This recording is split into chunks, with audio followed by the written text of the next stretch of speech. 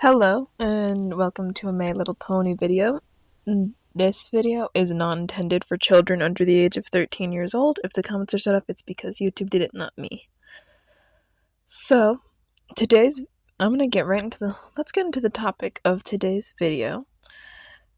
A look back at My Little Pony FIM Season 1 Part 2. I'm on take 2 of this because something was wrong with my audio the first time. It was very frustrating. So, I'm going to be going over the last 13 episodes in this, and I will also go over things this half of the season does well or not so well. The first topic I'll get into is the characters and how they're handled.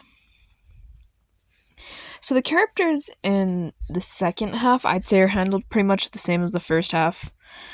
There's little changes, but perhaps Rainbow Dash is a little bit more annoying to some because he behaves kind of poorly. I can't really see anything big in regards to that. He doesn't always represent her element very well. Everybody else is pretty well done. There's a few moments where they're mildly out of character, like Fluttershy or Pinkie Pie a little bit sometimes. Applejack, so they'll have their moments, but it's pretty rare. So that will bring me to the next topic, the voice acting. Well, not perfect, it's still very solid because it uses actual industry professional voice actors and actresses for all the characters, so you can hear that they know what they're doing in some capacity. Unlike some newer stuff, which you do celebrities, and they can be a bit awkward, or they're just their own voice, which is okay sometimes, I suppose. Applejack has a higher pitched voice than I remember it to be, but I do like how charming it is. It's very, sweet southern, I suppose. Every other character sounds good. There's not any one character that sounds bad. At least not in my opinion. The world building is minimal.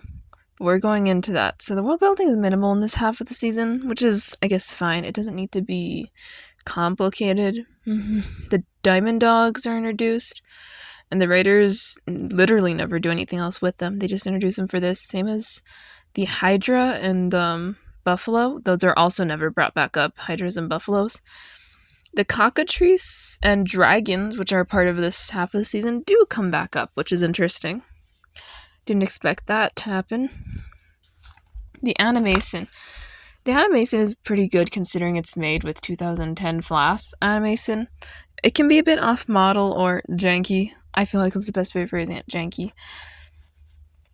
Regarding character models, cutie marks tend to disappear a lot, and their eyes can look a bit off in certain scenes. Not like really badly off, just off, I didn't get many screenshots of that, but I did get quite a few of the cutie marks, so that was weird. The soundtrack has a few memorable ones, like the Art of the Dress and the Grand Galloping Gala song. I found those to be the standouts of this half of the season. As far as music goes, my first impressions, well, I don't really remember the first time I watched the vast majority of these episodes because I was so young when I saw them, except for the episodes Suited for Success. I do remember it a little bit, mainly for the song Art of the Dress. I'd say that sort of leaves us at the end of the analyzing portion, because you don't need to go too in depth about most of these things yet. Episode analysis will begin with me talking about these episodes one by one, giving a summary, and then my thoughts on them. So that's how this part's gonna go.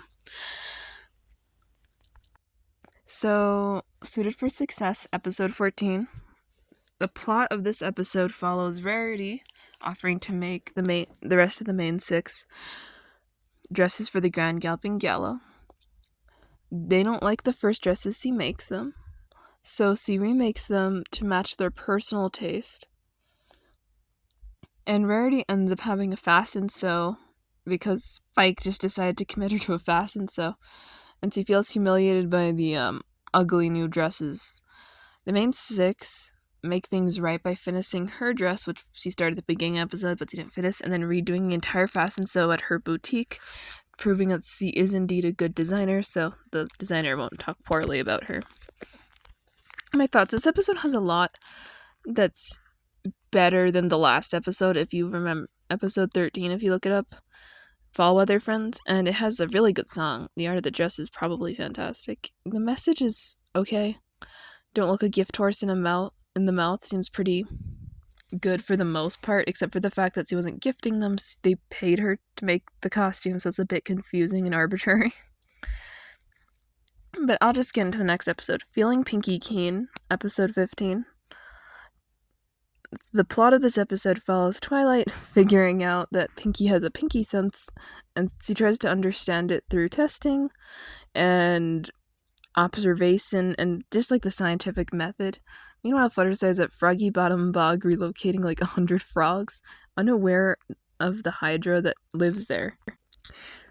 And oh yeah, sorry, I got a little bit lost in my script. Not unaware of the Hydra that lives there.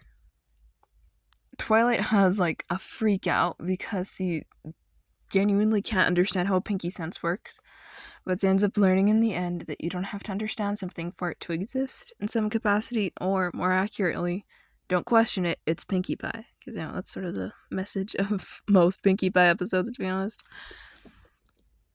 This is the first episode that I can recall in this half of the season where we don't see the whole main cast. I think that might be the first episode ever like that. I'm pretty sure, at least. I don't remember seeing Rarity in it in any capacity, which is really interesting because it follows a Rarity episode. The concept of the pinky sense is only used in this episode in a significant way. It's touched on in a later season episode, but not, like, in depth, This is something, it's happened a lot in early season 1 and 2 episodes, primarily, where they bring something up and then never use it again, like Twilight's fire main thing. That was interesting. The Froggy Bottom Bog is an interesting location because it has a Hydra for some reason. I don't know why. Considering they never touch on the Hydra again, it's a little bit odd. But there's also like a serpent in their woods, so I guess it makes sense. Definitely a good episode, though. I really liked it. Sonic Rain Boom, episode 16. Rainbow Dash enters the Best Young Flyers contest with Fluttershy to cheer her on, but she's sad that her other friends can't go with her because they're not Pegasi. Twilight performs a spell to allow the most of them to walk on clouds, with the exception of Rarity, where she gives her a set of butterfly wings. When Rainbow Dash is approaching the competition, she feels nervous and begins switching numbers out, so others will go ahead of her because he believes he's going to fail and not achieve the Sonic Rain Boom for a second time. Rarity goes on at the same time as her and ends up flying too close to the sun, causing the wings made out of honeydew and, something else to melt. Rainbow Dash saves her using a Sonic Rain Boom, and that's the end of the episode summary. It's very basic, I know. My thoughts. So this episode confirms something that I always sort of knew was the case, that Pegasi have innate magic that allows them to walk on clouds and fly. Otherwise, they can't fly or walk on clouds. They just have wings on their back for no particular reason. And I think that's an interesting bit of... I guess you could say that's a bit towards world building, but not really. Fluttershy is a little bit out of character, a bit more assertive than usual, which is kind of odd for her, especially early season episodes. It's pretty rare for her to behave this way. Learning more about Rainbow Dash's past and Cloudstill showed a few more sides to why she's so competitive and how she can come off as annoying. Also, she's like an only child, just keep that in mind. It's also nice to see Celestia in one of the scenes at the very end. I do appreciate that. The Wonderbolts are in this for the first proper time that I can recall in the season. They are mentioned in the first episode, the Wonderbolts, like she aspires to be one. We actually see them and they don't do a very good job, so I think it's kind of a disappointment. If you were to watch this, it's kind of a letdown to see them if you were hyped about that. But I would definitely say it's one of the best Rainbow Dash episodes of the early seasons that they made, because some of them are kind of bad. Stairmaster. So Stairmaster is episode 17. Rarity's little sister Sweetie Belle wants to have a sleepover with her friends, but Rarity is busy with work from a major client. So Fluttershy offers to have them stay with her for the night and do their sleepover at her cottage. The Cutie Mark Crusaders are rambunctious and scare the chickens that run into the ever-free forest. they end up confronting a cockatrice, which is like a mythical being. It's very interesting. And it turns ponies to stone where they find Twilight, and then Fluttershy uses the mythical stare to convince the beast to turn her friends back, as well as her chicken. My thoughts, as far as Cutie Mark Crusader episodes go, it's okay. They're a little rude and overly rambunctious, you could say, for what we normally see. They're normally more chill. And the cockatrice was an interesting bit of world building that's a more major part of a later season episode. I mean, like, seasons later. It's been a while. Like a season 8 one. This episode is the first of 2 Cutie Mark Crusader episodes in a row, which leads us to the next episode I'm going to talk about. The Sew Stoppers. The Cutie Mark Crusaders rebuild Applejack's old treehouse and use it as a clubhouse where they do random things to earn their cutie marks and fail most of the time until they find out that there's a school talent zone.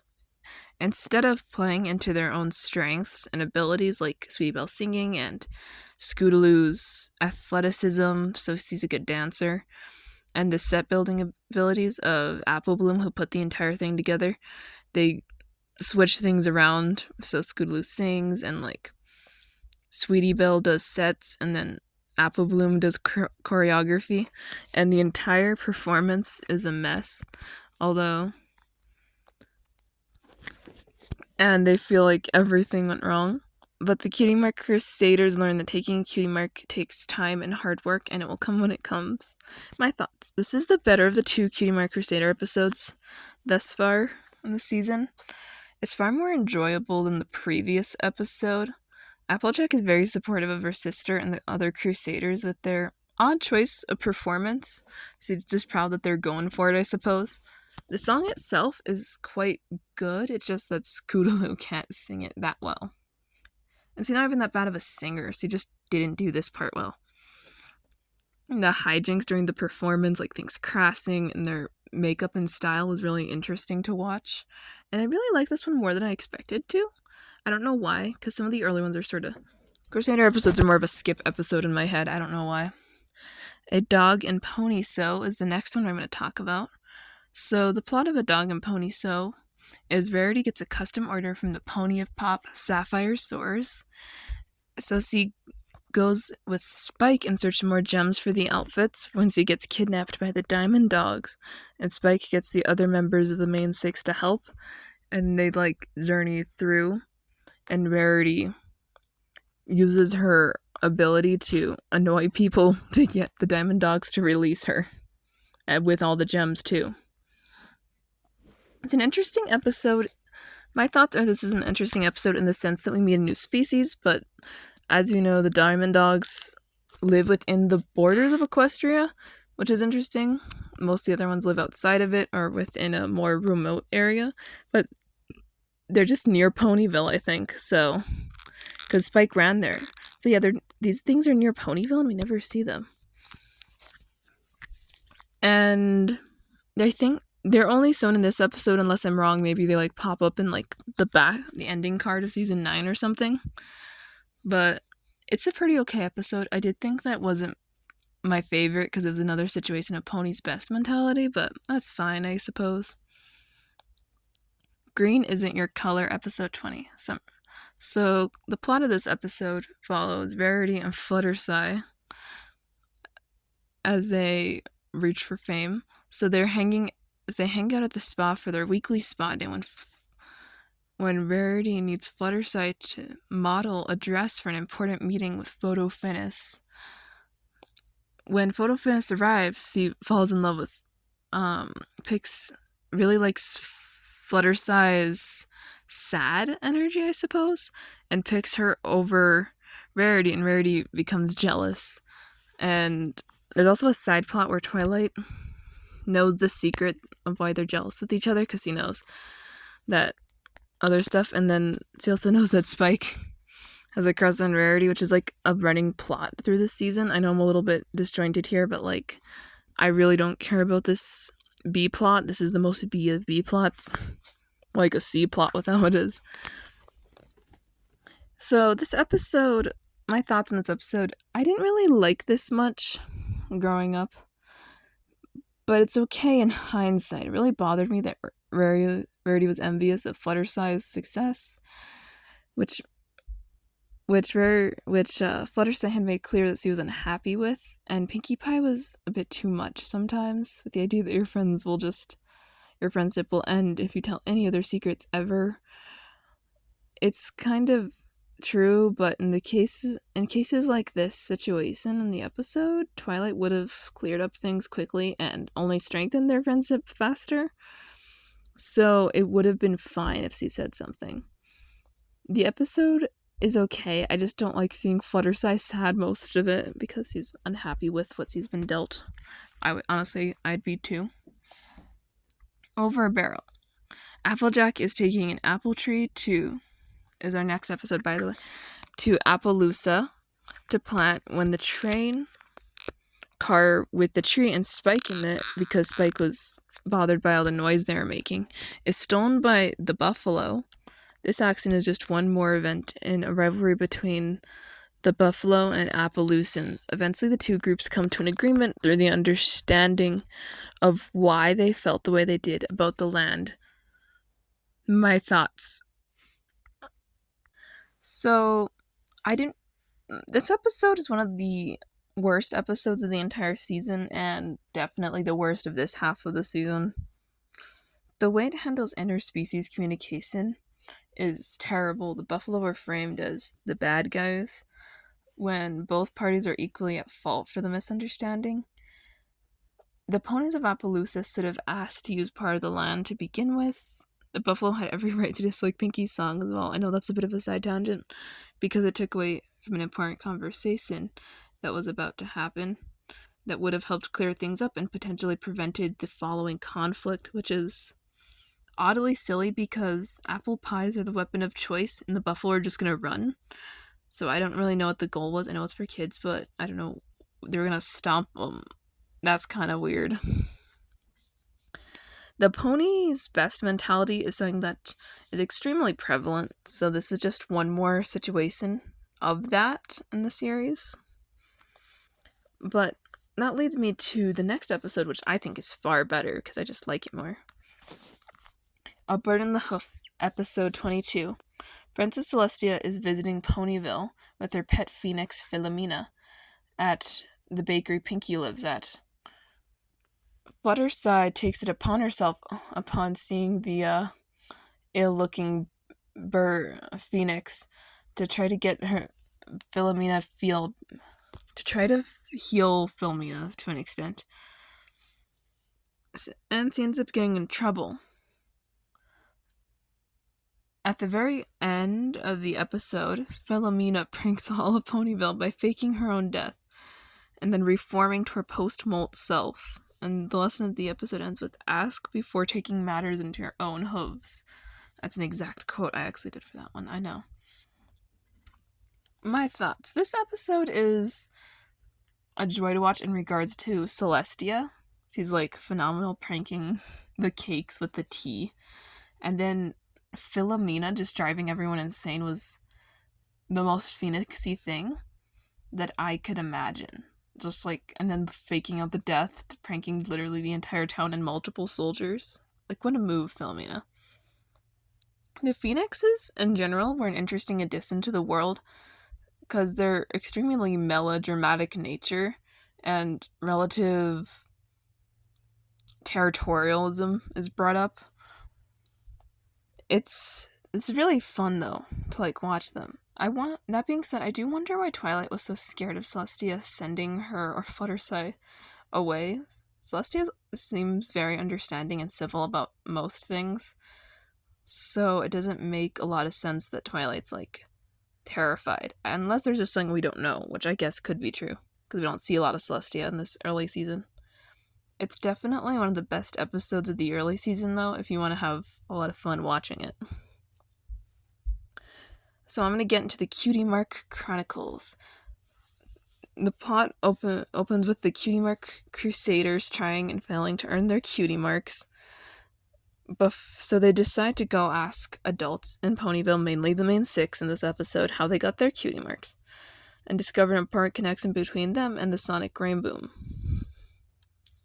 My thoughts. This episode is a great character building one for the main six, showing their past as well as setting up important plot points for later seasons, like really important.